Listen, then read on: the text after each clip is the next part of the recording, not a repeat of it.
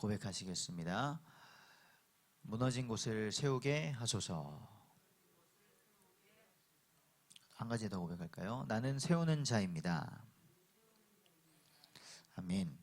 올해 저와 우리 모든 성도님들의 정체성은요, 세우는 자입니다. 무슨 일이 있어도 세우는 자다. 나는 세우는 자다. 하나님께서 나를 세우셨다. 그 정체성으로 살아가기를 원합니다. 오늘 나눌 말씀의 제목은요, 무엇으로 시작하시겠습니까? 무엇으로 시작하시겠습니까? 입니다. 새해가 시작되었습니다.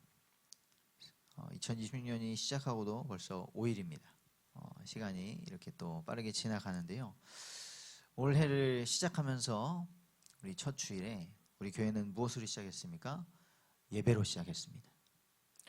한 해를 마치는 것도 예배로 했고요. 또 첫 주일도 예배했습니다. 이것은 우리와 하나님과의 관계죠. 하나님은 우리의 예배를 받으시기에 합당하신 분인 줄 믿습니다. 하나님 우리를 만드셨고요. 우리를 하나님의 형상으로 하나님과 함께하는 자로 가장 존귀한 존재로 만드셨습니다.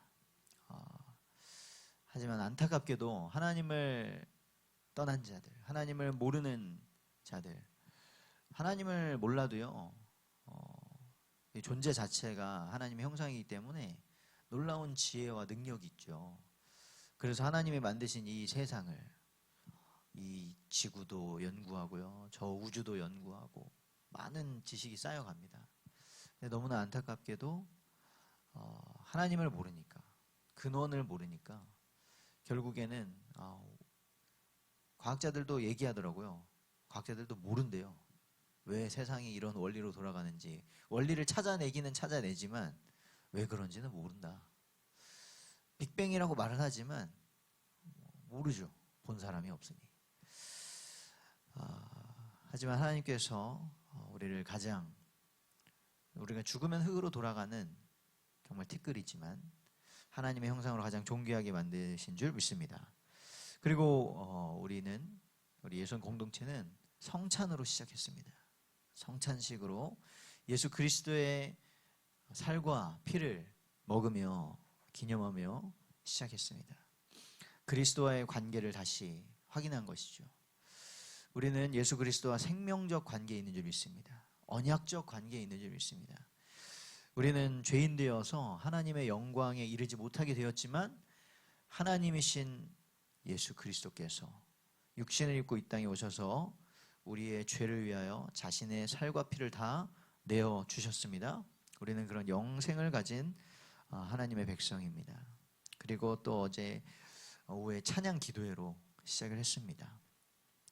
우리가 찬양하고 기도하는 것은 성령 안에 거하기 위함이죠. 성령 충만을 받아서 우리가 기도하는 것은 우리의 소원을 이루려고 하는 것이 아니라 성령의 충만함을 받고 하나님의 뜻을 이루기 위함인데요. 우리 안에 계신 성령님, 우리를 성전 삼으셨다고 하셨습니다. 그렇게 성령님과의 올바른 관계로 우리가 시작하기를 원합니다. 하나님께서는 이미 창조하시고 사람을 마지막에 만드셨잖아요. 사람이 딱 만들어져서 맞이한 처음 시작은 무엇이었냐? 안식이었습니다. 우리는 하나님 안에서 하나님과의 올바른 관계 속에서 안식하면서 예배하는, 그리고 하나님과의 관계 속에 있는 그런 존재입니다. 그래서 오늘 세 가지 기억하기를 원합니다. 우리에게 무너진 곳을 세우게 하소서 말씀을 주셨는데요.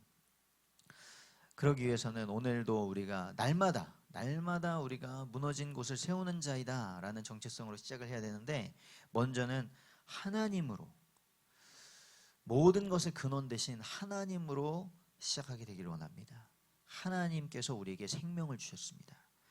그 말은요, 하나님께서 우리의 삶의 의미와 이유와 목적과 살아갈 모든 힘을 주셨다는 것이죠. 우리 하나님은 어떻게 하셨죠? 사도행전 15장 16절에 보니까 이후에 내가 돌아와서, 하나님이 주체십니다. 내가 돌아와서 내가 지으며 내가 일으키리니, 하나님께서 하시는 줄 믿습니다.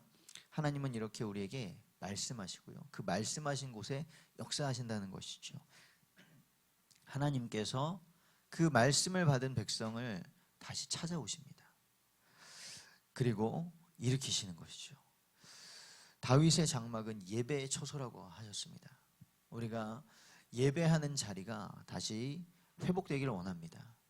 저도 연말을 지나면서 다시 새해를 시작하면서 정말 우리 교회 학교를 다시 일으키게 해달라고 기도하면서 시작하고 있습니다. 아이들의, 우리 다음 세대들의 예배가 회복되어지고 기도가 회복되어지고 그들의 공동체성이, 그리스도 안에서 공동체성이 회복되어지도록 또 함께 기도해 주시기를 부탁드립니다.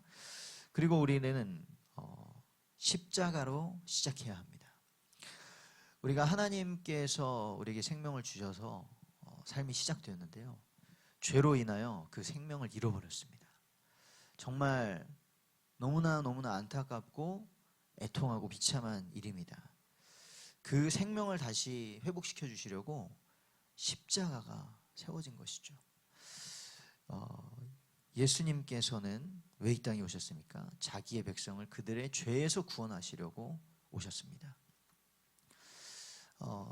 예전에는 정말 생각했어요. 요한일서에 보면 하나님의 아들이 나타나신 것은 마귀를 멸하려 하심이라.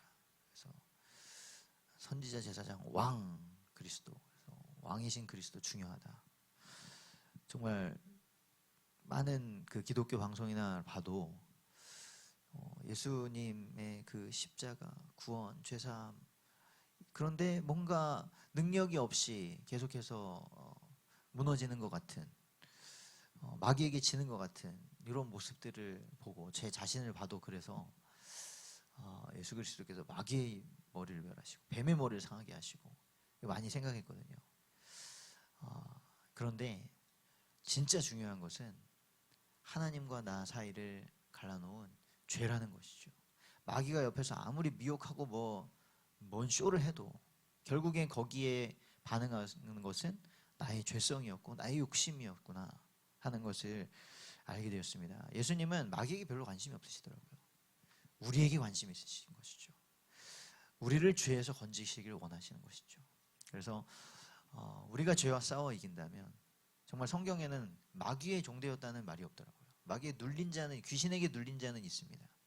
그런데 우리는 죄의 종되어서, 하나님의 백성이, 하나님의 형상이 죄의 종되어서 하나님을 대적하고 하나님의 사랑을 거부하고 살아왔던 것입니다. 그런 우리를 우리 죄에서 구원하시기 위해서 택하신 방법은 무엇이었습니까? 사랑은 허다한 죄를 졌는데요, 그 예수님의 사랑은 자신을 대속물로 주신 사랑이었습니다. 그 사랑의 감격으로 오늘 시작하게 되길 원합니다. 그 십자가에서 예수님 말씀하셨죠. 다 이루었다. 놀라운 일입니다. 예수님께서 아직 부활하시지 않았는데 그 십자가에서 죽으시면서 말씀하신 거예요. 다 이루었다. 예수님의 그 십자가의 죽으심으로, 그 보혈로 우리의 죄는 씻겨졌고요, 우리의 죄값은 다 치러졌고 우리가 하나님의 영광에 다시 나아갈 수 있는 새 생명을 얻게 된 줄 믿습니다. 그리고 오늘 우리가 시작할 때 붙잡아야 될 것은 예수 그리스도의 부활입니다. 우리가 주님 다시 오실 때까지 전해야 할 것은 예수 그리스도의 십자가와 바로 부활이죠. 예수님은 죄가 없으시기 때문에, 예수님은 바로 하나님이시기 때문에, 생명의 주관자이시기 때문에 부활하셨습니다. 말씀하신 대로, 성경대로 3일 만에 부활하셨습니다. 부활하셔서 무엇을 하셨습니까? 우리에게 사명을 주셨죠. 부활하신 주님이 우리에게 오셔서, 제자들에게 찾아오셔서 성령을 받으라 말씀하셨습니다. 그리고 너희가 평안하냐 하셨습니다. 우리가 부활하신 주님, 사망을 이기시고 우리의 죄를 사하시고 마귀의 머리도 박살내신 그 부활하신 주님을 만나면 우리는 평안할 줄 믿습니다. 그 평안함 가운데서 우리는 사명을 이뤄가는 것입니다. 사명 때문에 막 어떻게든 이악 물고 살아가는 것이 아니라 그리스도 안에서 평안한 가운데 하나님께서 우리의 삶을 통해 이뤄가시는 사명을, 그 사명의 길을 걸어가는 것이죠. 달란트 비유를 연말 되면 강단을 통해서 주시잖아요. 그런데 우리는 그 달란트를 가지고 일해서 불렸다 하는 것을 많이 생각을 하지만 사실 더 중요한 것은 뭐냐? 우리에게 그 달란트를 맡겨 주셨다는 것입니다. 너 이거 못 불려오면은 너 해고야. 이래서 주신 것이 아니라 나는 너를 사랑하기 때문에 내 일을 함께 하기를 원하고 그래서 너에게 그냥 맡겼다. 하나님께서 우리가 불리지 않으면 그 달란트를 부족하시겠습니까? 하나님은 이미 하나님의 일을 이루시는데 우리를 그 일에 불러주셨다는 것이죠. 그러기 위해서 우리에게 성령을 주셨다는 놀라운 사실입니다. 그래서 오늘 이 아침에 시작하시면서 우리의 시작 모든 것의 근원 되시는 하나님으로 시작하시고요. 우리에게 새 생명 주신 십자가로 시작하시고 그리고 우리에게 사명을 주신 부활로 시작하게 되기를 원합니다. 결론입니다. 그래서 오늘 하루를 살아가시면서 세 가지를 질문하시고 하나님의 약속의 말씀을 생각하시면서 살아가기를 원하는데요. 첫 번째는 뭐냐? 우리의 근원 되신 하나님. 하나님을 기쁘시게 할 것이냐? 사람을 기쁘게 할 것이냐? 질문하시기를 바랍니다. 이 예수 그리스도의 죽으심과 부활을 보고 예수님을 부인도 하고 다시 예수님 찾아오신 예수님의 그 사랑을 경험한 베드로가 성령 충만받고 담대하게 복음을 전파하잖아요. 안진뱅이를 일으킵니다. 그런데 잡혀갑니다. 그리고 분명히 같은 하나님을 믿는다는 그 유대인 지도자들에게 책망을 받습니다. 이게 뭐 하는 짓이냐? 그러니까 베드로가 말합니다. 베드로와 요한이 하나님 앞에서 너희 말을 듣는 것이 하나님의 말씀을 듣는 것보다 옳은가? 너희들이 판단해봐라. 다른 이로서는 구원을 받을 수 없다 라고 선포했습니다. 이 똑같은 은혜를 입은 바울도 처음에는 하나님을 위한다고 하면서 예수 믿는 자를 핍박했죠. 근데 그 부활하신 예수님을 만난 그 바울이 이렇게 고백했습니다. 데살로니가 전서 2장 4절에 보면 오직 하나님께 옳게 여기심을 입어 복음을 위탁받았으니 우리가 이와 같이 말함은 사람을 기쁘게 하려 함이 아니요 오직 우리의 마음을 감찰하시는 하나님을 기쁘시게 하려 함이라. 우리의 중심을 감찰하시고 심판하시는 분은 하나님인 줄 믿습니다. 그리고 두 번째 질문은요. 원수를 사랑할 것이냐 미워할 것이냐. 마태복음 5장에서 43절에 예수님 말씀하십니다. 또 이웃을 사랑하고 내 원수를 미워하라 하였다는 것을 너희가 들었으나 나는 너희에게 이르노니 너희 원수를 사랑하며 너희를 박해하는 자를 위하여 기도하라. 우리도 모르게 하나님 떠난 우리의 생존 본능이 어떻게 하냐면요. 나를 공격하고 나에게 피해를 입히는 자를 피하고 미워하고 너도 똑같이 하라는 본능이 일어납니다.